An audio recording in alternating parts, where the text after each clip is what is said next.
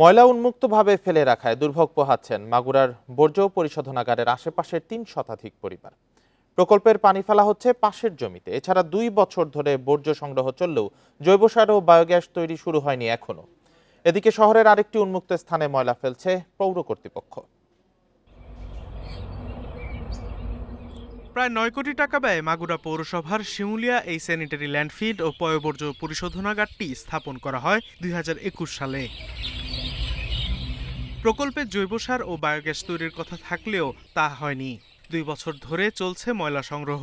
পয়ঃবর্জ্যের পানি ফেলা হচ্ছে পাশের জমিতে, আর শুকনা বর্জ্য উন্মুক্তভাবে ফেলা হচ্ছে প্রকল্পে। দুর্গন্ধে দুর্ভোগ পোহাচ্ছে আশপাশের ৩ শতাধিক পরিবার। এই ডাস্টবিন ঘুণদর জ্বালায় আমরা গ্রামে বসবাস করতে পারতেছি না। তো টাকা খরচ করে লাভ কি? এটা আমাদের কোনো যদি কামে না আসে, এদের করে লাভ কি?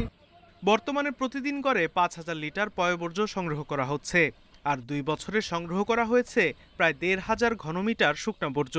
এই তথ্য জানিয়ে পৌর কর্তৃপক্ষের দাবি, ময়লা মাটি চাপা দিয়ে রাখা হচ্ছে।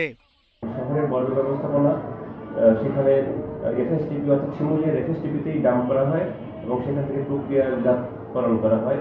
সেখানে যে ল্যান্ডফিলে এই বর্জ্য ব্যবস্থাপনা ডাম্প করা হয়, আর পাশাপাশি ওই একই এরিয়ার ভিতরে পয়ঃবর্জ্য যেটা সেটাকে ট্রিটমেন্ট করা হয়।